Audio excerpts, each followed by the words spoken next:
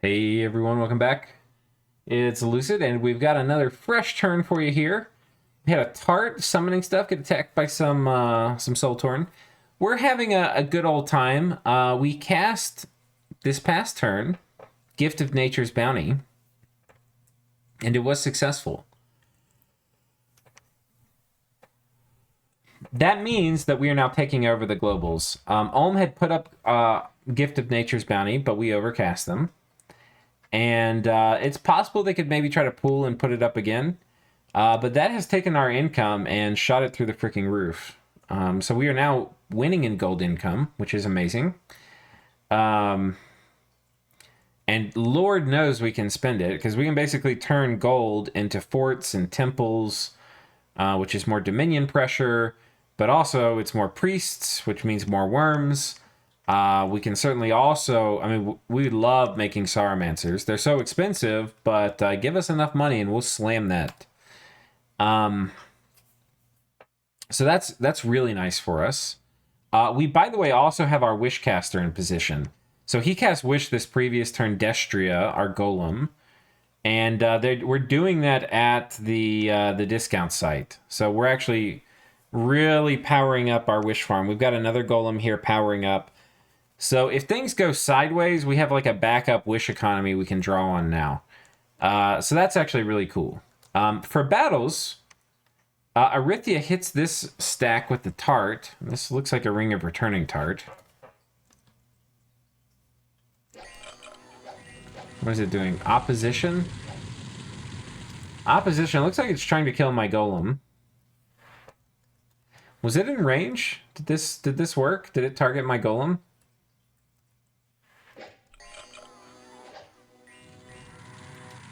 Yeah, you can see the little opposition paralyze. Tertarian Titan resisted the effect. Oh no, wait, hit Golem with opposition for 0 points. Okay, yeah, we resisted. How about that? So that's cool. He's trying to pick off this Golem. If he gets his Golem, we can't cast anti-magic. I probably should have this Golem back positioned, maybe with other magic chaff up in front. So this was a really cool attempt. If he got the Golem, so this is really interesting. This province that he hit with the Golem, he was probably trying to set up. I mean, it's worth it to just pick off the Golem. Like, that's a great move. But it makes me think he's also trying to set up something else. So it looks like he was trying to set this up. This must be a Master and Slave casting.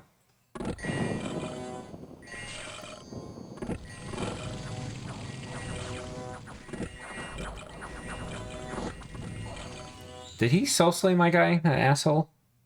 Where's my vampire? Did he enslave him? Yeah, this guy looks very enslaved. Alright, rip. See, he enslaved my vampire. Shit. Yeah, I'm not sure what happened to all the slaves here. Did he just burn out his communion?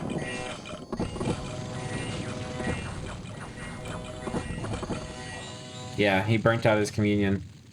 Yeah, I was thinking this was a master and slave communion, because I'm thinking he was trying to kill my Golem, and then if I don't put up anti-magic, we're much more vulnerable to master and slave. I think that's what I thought he was going to be doing, but it looks like it was just kind of like a casual Golem snipe.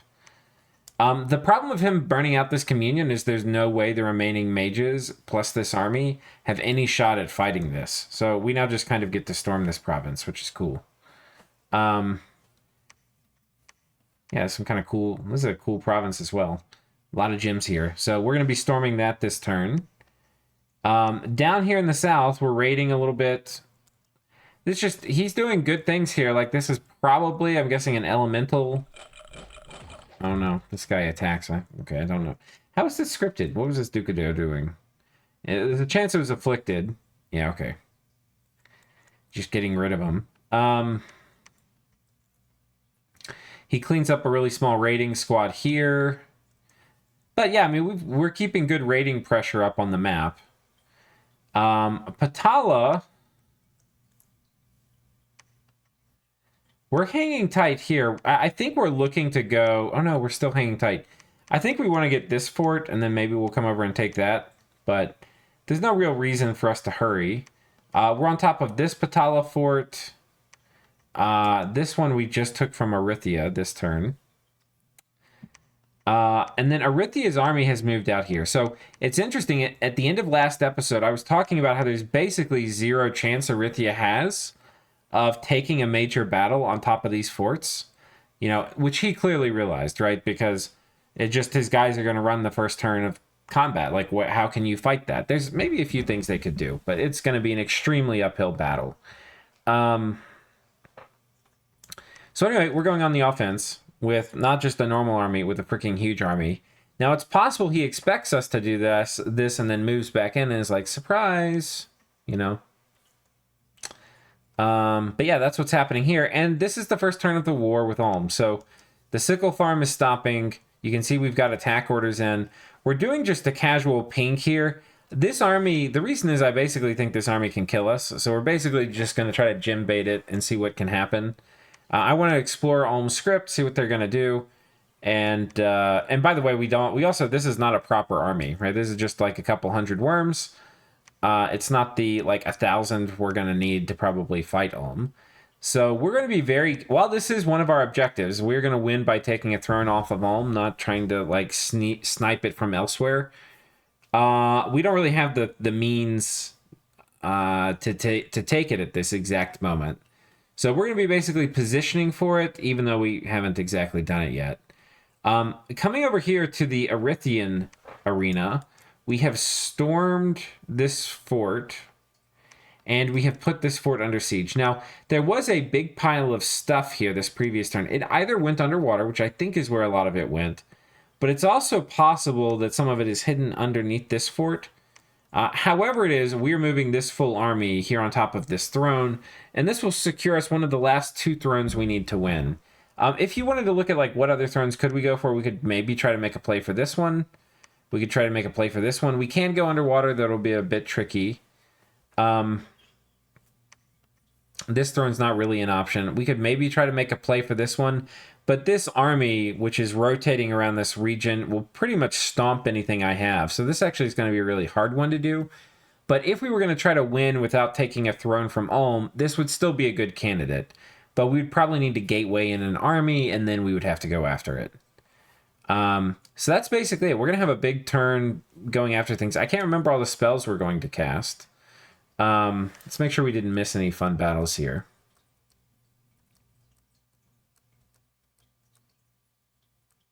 Yeah, I think that's it. And, oh yeah, you can see a ton of gems coming back in from Nexus 266. So we should have 133 going to Ulm. There we go. So that information that Ulm gets, which is the total Nexus cast, is going to give him a good amount of intel as to how many nature gems might have been put into it. So that means I probably won't have Gift of Nature's Bounty forever. At some point, it will probably be overcast by Ulm plus Arthia or something like that. Yeah. So that's that. You can see lots of movement on the board. And I guess we'll go ahead. It's only 8 minutes, so I can't really call an episode here. Let's go ahead and pull up turn 95. Okay, we've got turn 95 here. And let's see what happens. We've been attacked by some Brass Claw Horrors. We had a wizard. This is one of the former man forts. Flames from the Sky. We hit a big army. Do we cast Flames from the Sky again? Looks like only once, but that's fine. Horrors coming down. So so this is the Ulm Horror Cannon.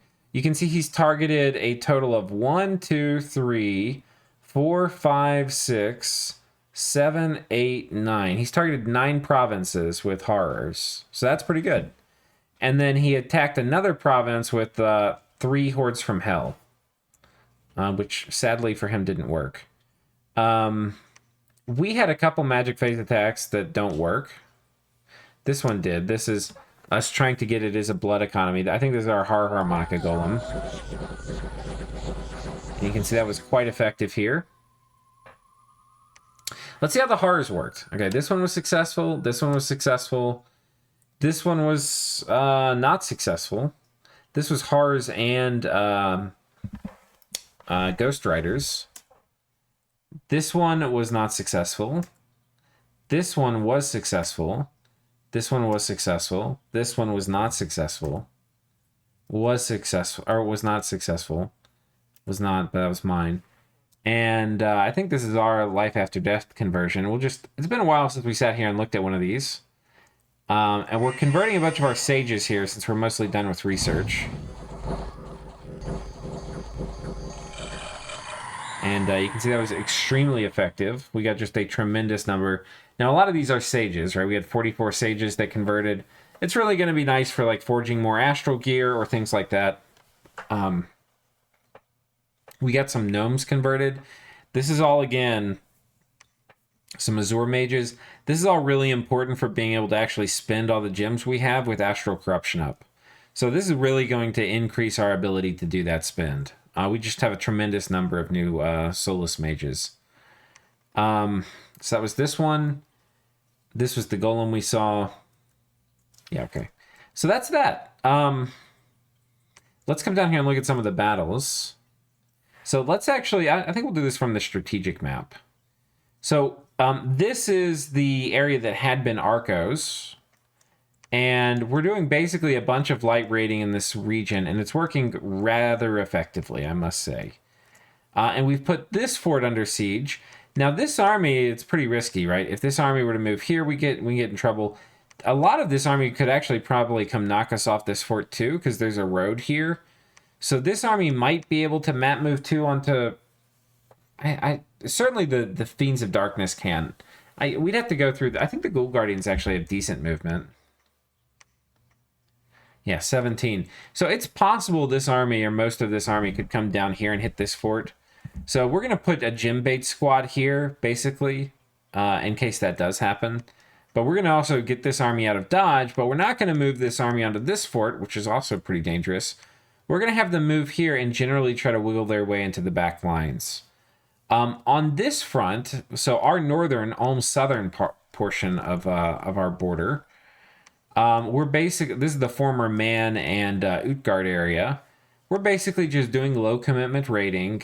Here, Ulm attacked and was unsuccessful.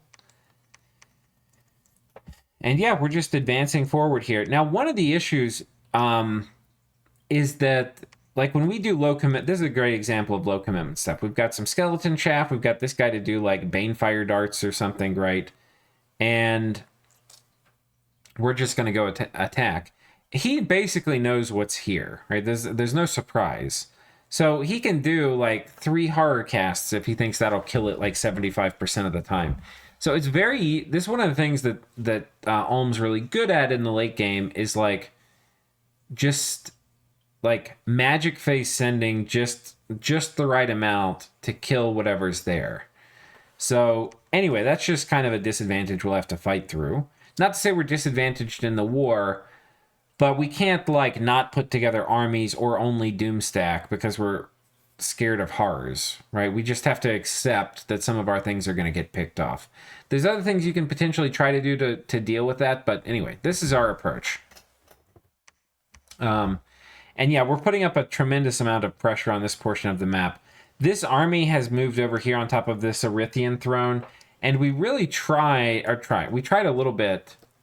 Okay, I mean, it was a reasonable commitment. It was a Tomb King and some stuff. We did really want to put this fort under siege. If we got this fort under siege, then we would basically get the throne for free. So while this was a really expensive loss, and he stole 16 of my tomb worms. He did... Okay, let's watch this again. Freaking Master and Slave and Undead Mastery. Okay, watch this shit. These guys are all buffed up. They're doing Enslaved Mind. A bunch of Enslaved Minds. Huge Enslaved Mind spam. Huge Enslaved Mind spam. I have no worms left. There's Undead Mastery. More Enslaved Mind spam. He's stolen or killed all of my worms. So, while this was kind of expensive and a loss, if we had blocked this fort, like if for whatever reason he didn't patrol, and we had locked this army in this fort, we get this throne for free. So I think it was worth it, even though it was an expensive loss. And now we're basically preparing for one of probably the best... this will probably be a really good fight. So we are going to storm the fort. And And we've got a ton of stuff here. We've got Wailing Winds, which is great. We're fighting his Dominion. Not as good. We've also got Blood Rain. It's going to be very hard for him to fight into Wailing Winds and Blood Rain and win. Especially when we have most of our other important support. We've got, Quickening Casters. We've got Mass Flight, Fog Warriors, Army of Gold, potentially Weapons of Sharpness. Like, there's a lot of different things we can do. Ground Army. It's just, we've got a really strong army here. So we're going to go ahead and roll the dice here in Storm. So that's kind of what's happening in this region. Now, this army here had moved out onto this Arthian fort. And I think the Arthian army that was here has retreated a bit. We had been peppering it a bit with flames from the sky, so that's also possibly why it's looking a little reduced over here. And we have taken this fort off of... Arthia tried to attack us here. So this army, we bled. They actually burnt out their communion the previous turn. And I was like, if you recall, I was like, there's no way this army can attack us now that we've already burnt out their communion. They don't have enough mages. Well, desperate times call for desperate measures. And Arthia is reeking of desperation with this move. But to be completely honest, there's nothing really left for them to do. Like, you can't just let me keep taking stuff. They kind of have to fight. They can't just sit here. But it's like if they fought, this is what's going to happen. It was, it's like the lose-lose situation. Like, what do you pick? Would you like to lose now or in 2 turns? So, I don't know. They rode out, gave a good fight. I think this is some of the stuff. Like, this is also what I was talking about, like, with Ulm, where it's like, if you're going to, like, there's no good moves, just have fun and script something fun. Don't sit there and obsess about it. Like, this... You can't let me take this fort, but you also can't win the fight. What do you do? Maybe if you're like a true military genius, you can like mathematics or scheme your way out of a situation. But most of us aren't going to have the time to put in to like actually figure that out. So I don't know. Yeah, anyway, I give them a pass for this. They're still on top of this fort, which is hilarious. This fort has been, like, getting sieged for forever and is nowhere close to getting popped. This army is also moving up. It's possible they could try to pop it, but we could also just cast Iron Walls. And we've got 250 siege defense and 750 wall integrity. I think... There's no eagles here. Yeah. I think we've got at least 1 turn, and then we can cast Iron Walls. So we can let them camp on this for forever, and then we'll come back and... You can see we're not even threatening this throne. I kind of don't want it. Putting this under siege... Yeah, I think that's about it. So the interesting thing is what happened here. And we hit this... So this is the Ulmish throne we're trying to take. And oh my god, look at all these demons. You've got just this wall of guardians... It's super sick. Tons of devils. You do have to worry about devils that have Hedars so they can fatigue some of these guys out. Like, I'll show you these guys after just... Huh? Okay. That looks more reasonable. Sometimes, even just after a turn, you can get a lot of fatigue from the Hidara. Doesn't look like that happened here. But you can see this is just such a sick army. He's got some Dark Vines, which are like actually what I think the key are here. But yeah, it's a really powerful late game Ulmish army. He's got Tarts, he's got Fairy Queens, he's got a big Fire Elemental Archdevils. Storm Demons are great. Storm Demons, I think, scaled the best in the late game with the presence of Demonic Cleansing because they can do damage without having to be in melee. And they get, like, demons just get blown up in melee in the late game. That's kind of just how it goes. Yeah, these Demon Knights are also sick with fear. So, I don't know. I think this is a pretty cool stack.